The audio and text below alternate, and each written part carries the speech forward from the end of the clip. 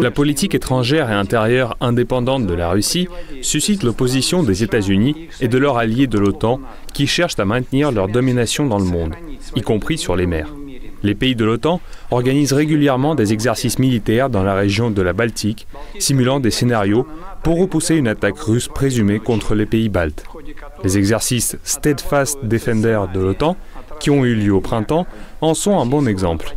Les pays baltes s'efforcent de moderniser leur infrastructure militaire pour accueillir les forces de l'Alliance Nord-Atlantique.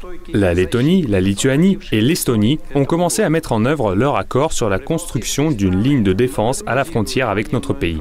Après l'adhésion de la Finlande et de la Suède à l'OTAN, on constate des aspirations claires à modifier le statut de la mer Baltique et à reconsidérer les régimes juridiques actuels des espaces maritimes et des détroits utilisés pour la navigation internationale. Il est prévu d'empêcher la flotte russe de naviguer dans la mer Baltique.